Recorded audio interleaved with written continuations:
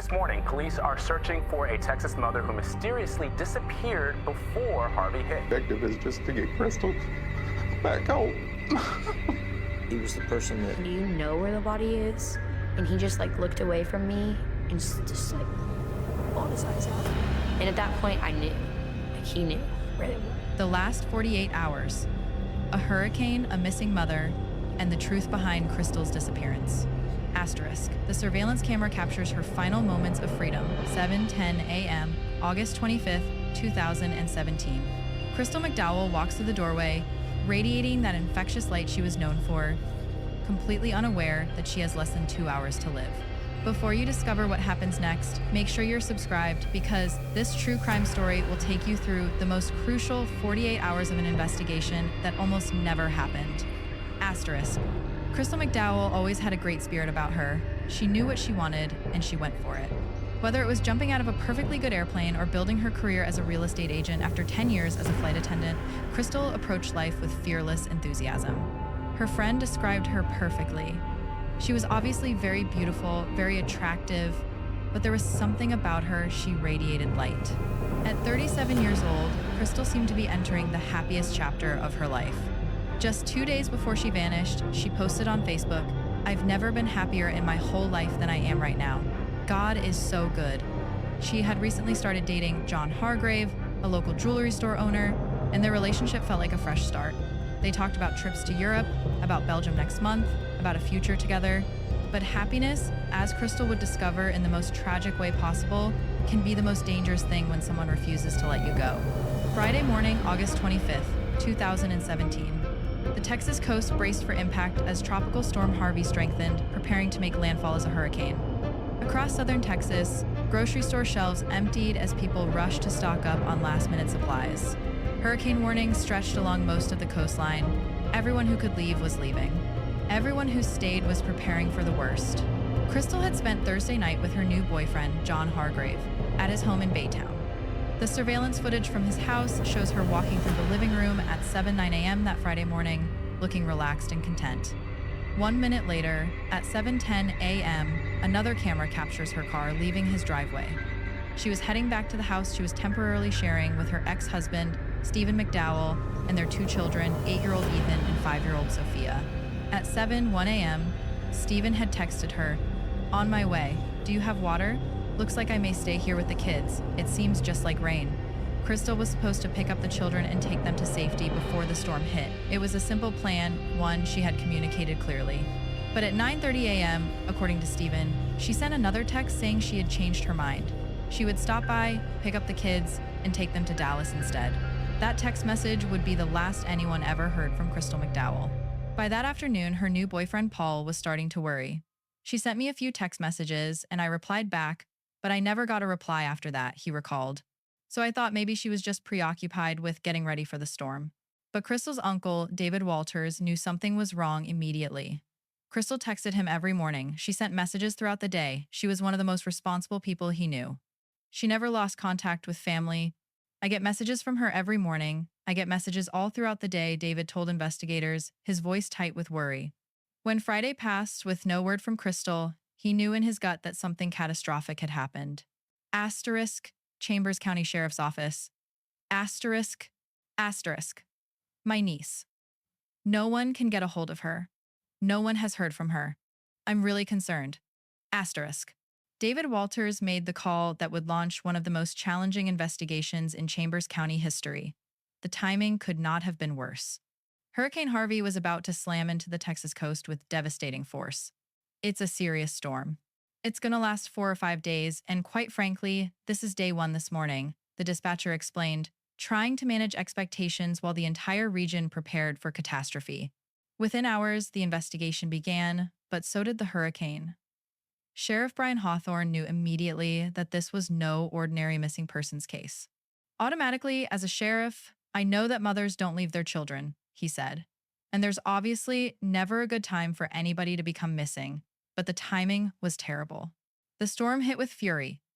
Baytown picked up 32.9 inches of rain. Entire neighborhoods disappeared underwater. People climbed onto their roofs, desperate for rescue. The houses totaled, furniture destroyed, lives upended. It was horrible, the rain would not stop.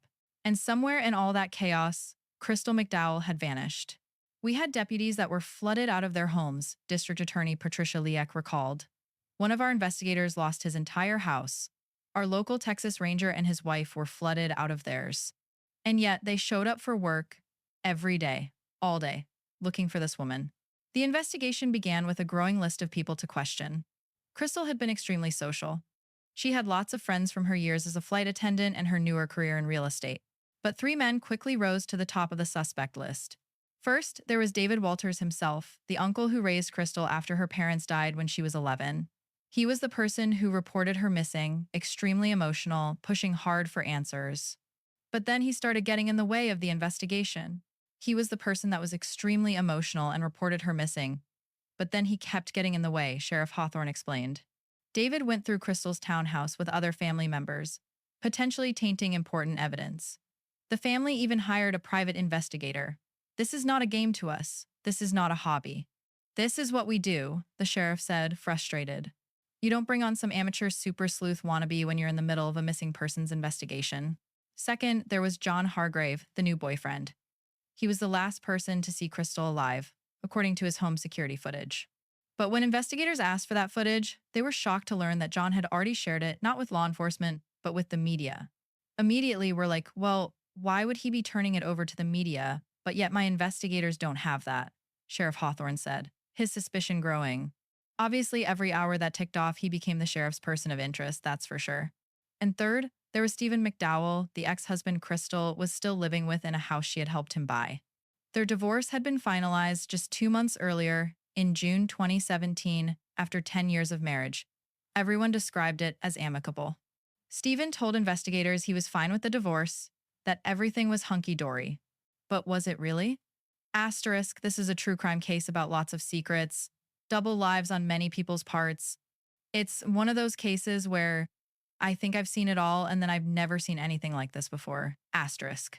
As the floodwaters rose and the investigation intensified during those critical first 48 hours, one question dominated every conversation. Where is Crystal McDowell's car? Her black Mercedes was missing, just like she was. In the chaos of Hurricane Harvey, finding a single vehicle seemed impossible. But Crystal's family refused to give up. They drove through flooded streets, checked parking lots, asked everyone they knew. Then, a break. A friend spotted the Mercedes in the parking lot of a Motel 6, sitting in water that had risen so high during the storm that the car couldn't be moved. Sheriff Hawthorne arrived at the scene, and what he found immediately raised red flags. You could get in the car because it was unlocked, and the keys were sitting on the console, he said. My criminal investigation captain told me, I feel like it's been staged, set up for someone to take it. Someone had left Crystal's car there, keys visible, unlocked intending for it to be stolen, but the hurricane had flooded the parking lot before anyone could take the bait. It was finally a break in law enforcement's direction. I will give the family credit for finding that vehicle, Sheriff Hawthorne acknowledged. Now they knew where the car was, but who put it there, and what would they find inside?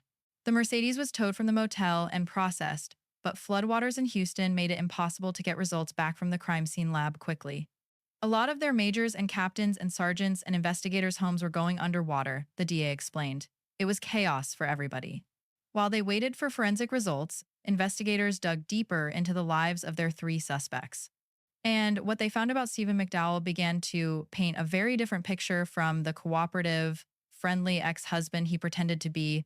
Katie Adams, Crystal's good friend and a bail bondsman, had watched the marriage deteriorate over the years. Judging from the things that she said, Stephen is a very, very self-centered, selfish, manipulative person, Katie told investigators. The relationship had been troubled from the start. Just 1 year after they married, in 2007, Crystal filed for divorce, but she didn't go through with it. Why? Because Stephen had made threats. It was always like, well, if you leave me, I'm just going to kill myself, Katie revealed. Emotional blackmail, he knew what to say and what to do. Stephen's own daughter, Amanda McDowell, admitted the relationship was toxic. Both weren't perfect, and they both had their issues. I just think that they were very toxic for each other and they made each other crazy. Whenever they were together, it was never a happy ending. When Crystal finally filed for divorce again in February 2017, Stephen's behavior became increasingly erratic. In March, Amanda noticed strange activity on her father's Facebook account. He changed his profile pictures. It was a grave, and then it was a Grim Reaper, and then he made it a picture of him and Crystal, and then he took that off. Within days of the divorce filing, Crystal called 911. Stephen had taken their children and disappeared for several days. He made allegations and threats that he would harm himself, Crystal, and the kids. The children were eventually returned unharmed, and no charges were filed. But the incident revealed the depth of Stephen's obsession. He had such a passion of love for her that it was almost unhealthy, explained Linda Serrett, Crystal's aunt. It was almost like an obsessive, controlling love. Friends and family painted a picture of a man who waited on Crystal hand and foot during their marriage, rubbing her feet, brushing her hair, catering to her every need. Is it fair to say she wore the pants in the family? An investigator asked. Yes, most definitely, Linda confirmed. But over time, Crystal grew frustrated. He didn't challenge her, Linda explained. She wanted to be the best she could possibly be, and Stephen was okay with just stepping back, being the house person. She was more of the provider. The divorce should have been final, clean, done. But Stephen had other plans. He told Linda that he planned to propose to Crystal again during the family cruise they were supposed to take together. He had bought white clothes for both of them, a white dress for her, a white suit for himself. It was supposed to be a fresh start, a romantic gesture to win her back. Except Crystal had just disinvited him from the cruise because of her new boyfriend, John Hargrave. Should stress to me that he was pretty upset about that, John told investigators, describing Stephen's reaction to being excluded from the trip, but there was more at stake than just romance. Crystal had been Stephen's financial lifeline. She paid for everything, and recently, she had decided to cut him off. She was a financial meal ticket to him, Katie Adams explained. He was just spending money, just ridiculously spending money. And at that point, she just said, I can't do this anymore, Stephen. DA Patricia Leak summarized it perfectly. Stephen was probably more upset about not going on the cruise because he thought they were going to rekindle their romance. But it wasn't just losing her. It was losing his whole life. Someone else was sliding into his position, his whole lifestyle. As the investigation entered its second week and the floodwaters finally began to recede, investigators received access to security footage that would change everything. A camera at a Shell gas station next door to the Motel 6 had captured something extraordinary. The video showed a figure getting out of a vehicle near the motel. The person was putting something in the trash can, stuffing it all the way down to his elbow. It looked like clothing. Deputies identified the person as Stephen McDowell, and it was what he kept glancing at that made investigators sit up and take notice. The Motel 6 Sheriff Hawthorne explained, pointing at the screen, you can see that he's looking over, and he's looking to see if the car is still there. And it was. Investigators recovered the trash can, but the contents had floated out because of the hurricane flooding. Another piece of evidence lost to the storm. Then came more security video, this time from the Motel 6 parking lot itself. It showed someone parking Crystal's Mercedes and someone who resembled Stephen getting out of it. What does that say to you? An investigator asked Sheriff Hawthorne. It says that my person of interest has changed, the sheriff admitted. I'm the one that's still looking at John Hargrave, but this is purely circumstantial evidence.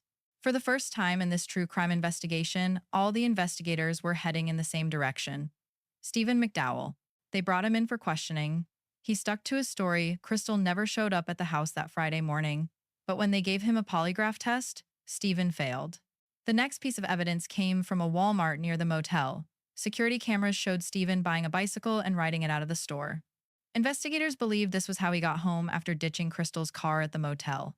We had him buying the bike and riding it out, DA Leak confirmed. This was the evidence that finally brought the case home for prosecutors. Now they just needed one more thing. Crystal's body. Sheriff Hawthorne made a controversial decision. He enlisted Crystal's aunt, Linda Serrett, to stay close to Stephen. I said, Linda, I need you to stay close to Stephen. We need communication, and he may not communicate with us, and he may communicate with you. Linda agreed. Every day I was just praying that he would say something, she recalled. Meanwhile, investigators were becoming increasingly frustrated. When you have no body, that's a huge hindrance, DA Leak explained. The way someone's killed where they're found that generally can give you an idea of who killed them. They called upon Texas EquiSearch, a volunteer search and rescue organization, to help find Crystal. Let's remember that this place flooded real bad, the search coordinator told volunteers. So if she was dumped in this area, let's hope that she got washed up in maybe some tree lines and stuff, did not end up in the water. John Hargrave joined the searchers. David Walters pitched in and offered a $10,000 reward. John offered $5,000 more. But the breakthrough did not come from the searches. It came from psychology. Investigators brought Stephen in day after day, wearing him down, telling him they were gathering more and more evidence. He was just like melting, DA Leck recalled. You could see that it was getting to him. You could tell he wasn't eating, wasn't sleeping. His face had sunk in. Then, in a calculated move, DA Leek convinced Family and Protective Services to remove Stephen's children from his home and place them with Linda Surratt. We knew psychologically that would be the final straw for him, Leek explained. His kids being gone, he would have nothing left. Stephen's reaction was exactly what they predicted. He just about collapsed, the DA said. Exhausted, Stephen said he wanted to go home but promised he would return in the morning. I'll tell you everything, he said. Without enough evidence to arrest him, and knowing a full confession was their only real chance of finding Crystal's body, Sheriff Hawthorne made an extraordinary decision. He let Stephen walk out the door. That was a big risk that he wouldn't run or kill himself, an investigator noted. It was a risk, Hawthorne admitted. But see, this is the thing, we had the kids. A few hours after his children were taken from him, Stephen summoned his older daughter, Amanda, to come home from Texas A&M University immediately. It was 3:30 inches the morning when she arrived. He told me that at 10 a.m. the Rangers were going to come pick him up, Amanda recalled. At first, her father seemed more annoyed than anything. She asked him repeatedly if he was guilty, and he would just be like, "No, I just don't understand why I'm getting blamed." The entire time, he pleaded to me his innocence. Stephen gave Amanda photo albums, financial statements, even the keys to his beloved Mustang. Then the conversation took an abrupt turn. He looks at me and he says, "The Rangers told me that if I tell them where the body is, they'll lessen my punishment," Amanda remembered, her voice shaking. And I said, "Well, you don't know where the body is. How would you know?" And he was like, "What if it's true?" I asked him, "Do you know where the body is?" And he just looked away from me and just bawled his eyes out. And at that point, I knew he knew where it was. I asked him what he did over and over. I begged him to tell me, and he was just like, "I just can't tell you what I did." And then all of a sudden, we heard a noise, and he stood up and was like, "They're here." And then he's gone. Amanda dropped to her knees and cried. Saturday, September 9th, 2017, Stephen McDowell agreed to meet with Sheriff Hawthorne and the investigation team one more time. "My understanding from our communication was that you were kind of ready to be honest about some things," the investigator began. Stephen started talking. He described the morning Crystal came home after spending the night with John Hargrave. They got into an argument. "I think he was mad that she had stayed out all night," the investigator noted. "Is that when she told you that she didn't love you anymore? Is that when she told you she didn't want to be with you or have anything to do with you?" Stephen confirmed it was, and it seems that was enough for him to make a terrible choice. He describes and essentially shows that he strangled her from behind, so she had no idea he was coming, the investigator explained. "Like a chokehold or something?" another investigator asked. "Did you say anything when that was going on, or did you fight, or what happened?" "I just think I was scaring her," Stephen replied. "How did you eventually know that she was no longer alive?" "She stopped moving." "And what did you do after that?" "I covered her face with a bag. I tied her up and put her in trash bags and put her in the car." Early the following morning, Stephen drove off to dispose of Crystal's body, leaving their 2 children home alone.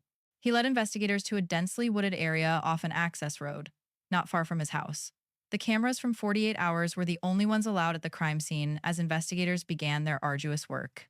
The terrain was pretty tough because it was a lot of work just trying to clear the trees and the limbs so that we could bring the body out, an investigator explained. At the end of a long search, the sheriff and DA shared a moment of relief. Today at 2:45 p.m., Crystal McDowell's body was discovered, and Stephen McDowell, 44, has been arrested and charged with murder, the sheriff announced. "If he had not told you exactly where the body was, would she have ever been found?" a reporter asked. "No," Sheriff Hawthorne replied simply. In June 2019, almost 2 years after Crystal's murder, Stephen McDowell went on trial. His defense claimed sudden passion that Crystal's death was the result of a spontaneous hug that got out of control. Under Texas law, if successful, this defense could mean as little as 2 years in prison. But DA Patricia Leek gave the jury a different point of view. "Do you think this was premeditated?" a reporter asked her. "Yes, without a doubt," she replied firmly. "And this was not just, he snapped.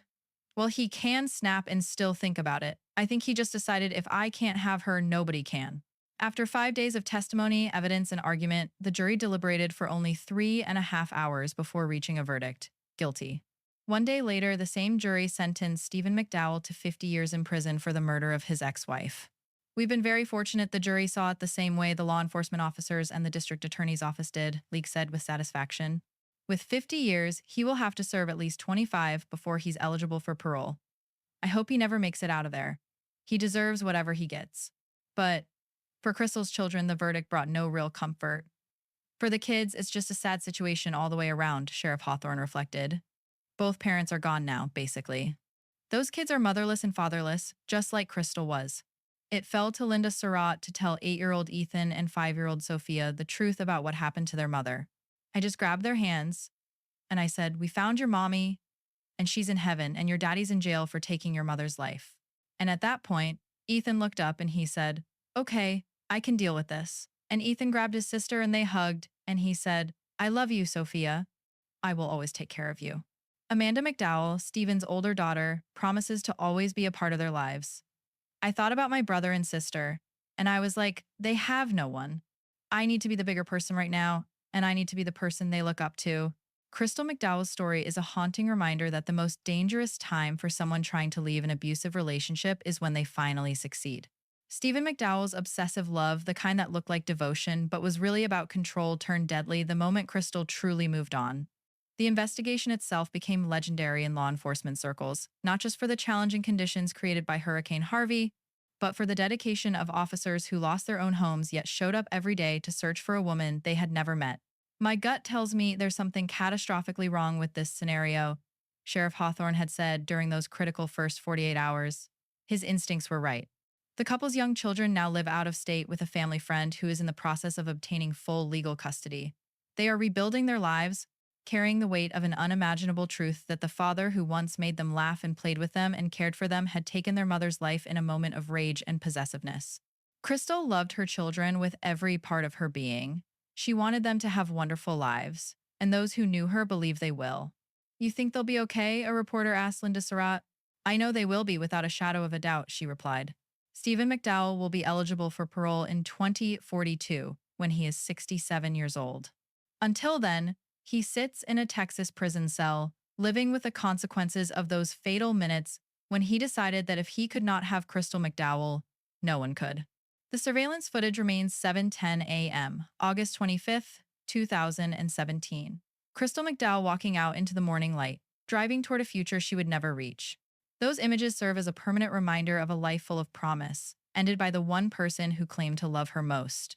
Asterisk, if this true crime story moved you, please subscribe to our channel for more in-depth investigations. Share this video to help raise awareness about domestic violence and the warning signs that can save lives. And remember, love should never feel like control. If you or someone you know is in an abusive relationship, please reach out for help. You are not alone. Asterisk, asterisk, asterisk, case status. Asterisk, asterisk, Stephen McDowell is currently incarcerated in Texas, serving his 50-year sentence.